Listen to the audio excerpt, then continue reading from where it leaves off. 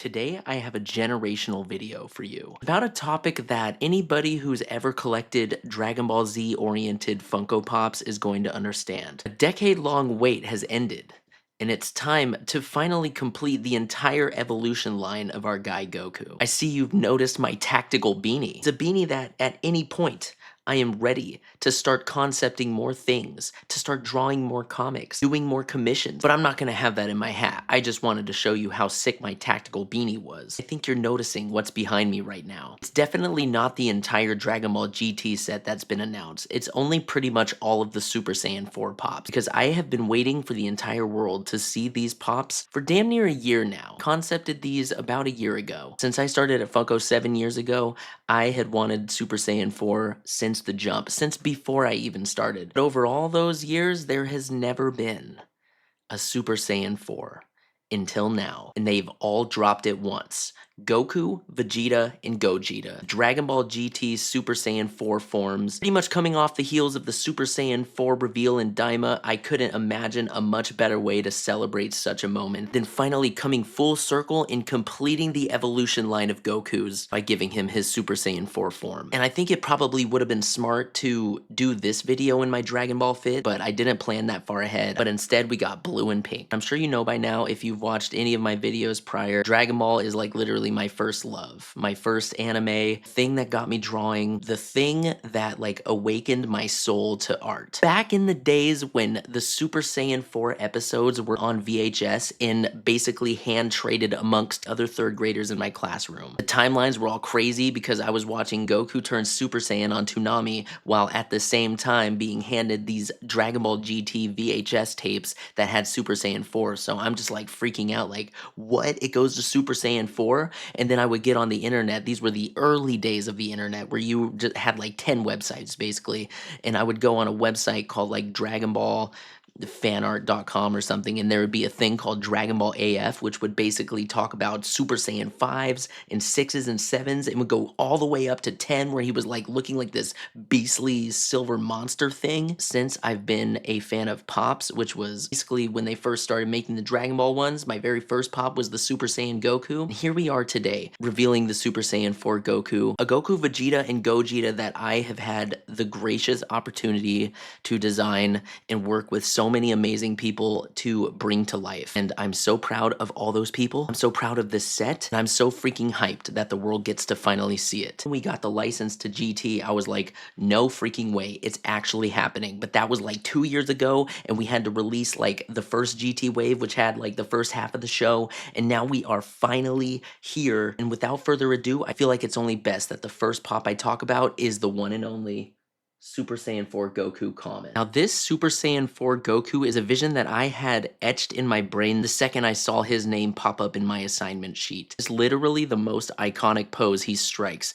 in front of the freaking earth. I knew that I needed the common Goku to be stepping up on that rock. And not only that, you best believe we got the insert of the freaking earth behind him in the box. Just for that sole reason. Boy, if I could tell you the things that I went through to try and get this insert, but it happened, and it is behind him in the box as it is in the iconic frame, and I truly couldn't be more happy with how this turned out. Standing so majestically in front of this earth, there's just absolutely nothing more beautiful in this world than this Super Saiyan 4 Goku pop standing in front of this little earth insert. And now the two sculptors that I want to shout out for this one is Ernie and Annalisa. Two amazing sculptors that worked very closely with me in the development of this Goku and all of the other ones behind me. I want to talk about a few things that they've done to really bring these to the next level. Now the texture of the fur was a topic of debate, and after many conversations, Ernie cracked the code and freaking made this brush that made the fur almost look like it was meant to be in the world of pop. Having this sense of whimsical nature, you can see that it's coming off in tufts almost, and creating that beautiful, jagged, furry silhouette that we all love so much on Goku's body. Let me talk about this hair a little bit that Annalisa cooked up here. And so with the Super Saiyan 4s, we all love the hair coming down over the shoulder. It's such a very specific touch to that form only. And when it came to the pop figure, you know, you got the bigger head here, so it's kind of hard hard to get that one little shoulder hair coming down, like down and around? And do you make it small? So there was a compromise that needed to be made, and that was to make it the same size as the rest of the hair and just kind of wrapping around his face a little bit. And something you just gotta understand about Super Saiyan 4 Goku's hair is it is a wild mess, you guys. There's no rhyme or reason, and that's almost like the best part about it, because it's just so feral and chaotic yet still has a certain shape to it that you need to teach yourself to make sure that the likeness is still spot on, because it is pretty hard to get the Super Saiyan 4 hair, I will say, after looking at about 10,000 of these statues and breaking down every small detail about, once you start to see and bring together all of the different references, you start to catch the consistencies between all of them. And the first thing that I caught was the two big hair bangs that he has here. He has the one giant one, the one small one, and it's kind of a consistent thing that he has across all of the other references. Also, just a fun fact, I literally broke the seal on my Super Saiyan 4 Goku SH figure arts just for the sole purpose to be able to pose him and play around with posing ideas for this guy. It was an amazing reference for the Dragon Fist one that I'm going to talk about in a little bit. But yeah, so this was my reference sheet. I basically pulled in almost every single official Super Saiyan 4 asset that I could. Pulled up this really cool Dragon Fist figure that I loved. But yeah, I'm talking about the Dragon Fist a lot, and I think it's time to actually move on to that one. This one right here. Ooh, I don't like picking favorites between all my babies here, but this one holds a special place in my heart because I have been trying so long to get a Dragon Fist Goku Funko Pop out in the world. This was the way that it could be done, because there is a couple very few specific scenes in Dragon Ball GT that he does use Dragon Fist, and that is the only existing non-movie material of this man using his absolute best, most coolest looking move ever. And I'm tipping my hat to Sarah and PD for making it happen. She freaking worked her magic, and here we are with a Dragon Fist Goku finally made. I honestly can't even tell you which is the best view for this magnificent piece of art right here. You could have it front view. You could see him arising out of this beautiful platform of spiky golden energy, wrapping around and following through on Goku's fist, ready to freaking impale any belly that is in his sights, dude. You got this secret plug holding Goku up in the air. Look, there's literally nothing holding up these legs, you guys. He is suspended in the air thanks to this dragon coming all the way around him. Annalisa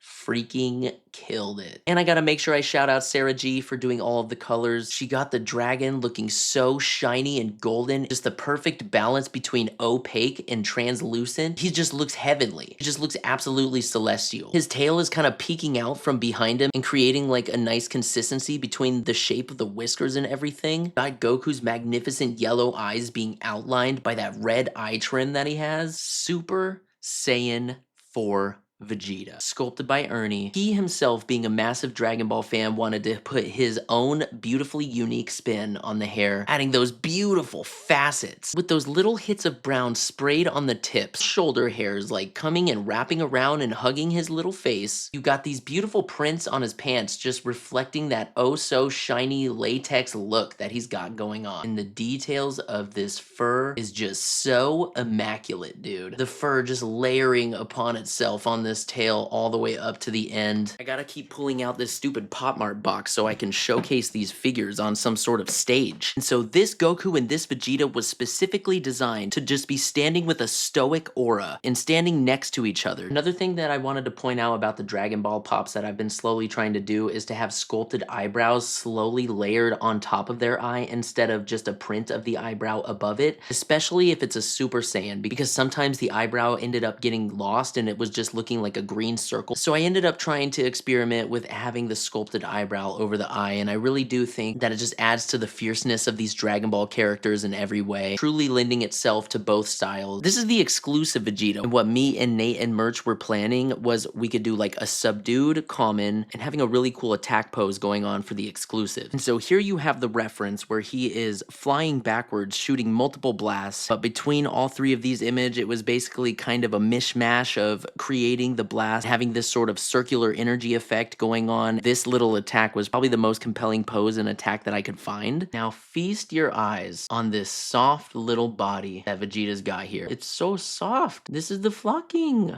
on the body. It's very selective too. It's all of the fur as allocated the fur is furry. I will say the flocking does kind of hide the detail of the fur that's sculpted, but it still is a really lovely touch. Quite literally, it's like nice and soft and feels right because it's supposed to be their fur. You could choose what angle you would want him to be posed at. I would probably pose him at this angle just because I love me a 3/4 angle. Oh, and this thing also glows. And now that we've been through all of the Gokus, all of the Vegetas, we're gonna do a little fusion ha, and there you have it. Gogeta in all of his glory, standing right in front of you, presenting with an absolutely beautifully sculpted, by my man Ernie, a Big Bang Kamehameha, charging the F up, dude. Ball as a centerpiece with little energy flares around it, both pointing in towards the ball and framing the flares as well. And it is honestly truly insane that we got away with doing this. And the only reason why is because I tried to get a little smart with it. I was like, this was the initial pose. It's the pose everybody's expecting. It's the one single pose that Gogeta has. He could be like flying there with his arms down, just kind of standing there. But I wanted to put him in an attack pose,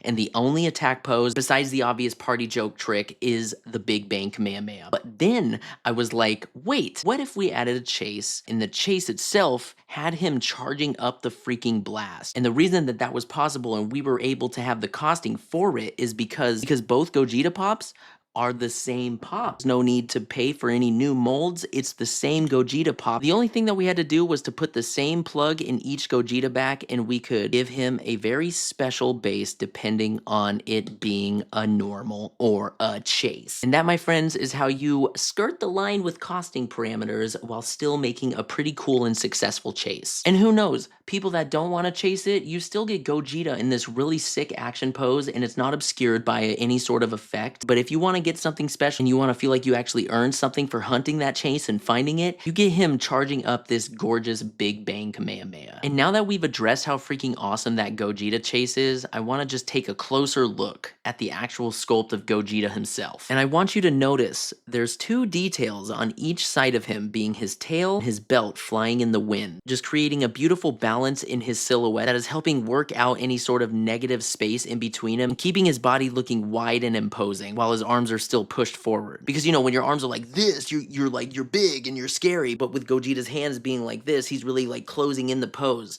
And so that's why we're using the tail and the belt to help fill out that like bigger silhouette. You know what I mean? I don't know what this is. And we are so back with these little furry arm tufts going down his arm. You could kind of make out the clumpiness of it, giving off this like thickness that just reads so well in the most perfectly cartoony way. There are other figures that go about doing the fur in different ways. They do these like indication of the fur by doing lines or like hatching in the skin, but it just does not come off as like a thick furry body. Whereas something like this, where each individual fur clump is pulled up, it just creates this awesome representation of this ape-like fur. And while I'm back here, let me just shine a light, quite literally, on the back of this head sculpt here. Again, my man Ernie is hitting the Dragon Ball hair with these hard facet curves that just scream Dragon Ball style back in the day. You got like the beautiful interlocking of each hair spike just weaving together so effortlessly. And you got these beautifully blue striking eyes being backdropped by that black eye trim we all know so well in Gogeta's design. So there you have it.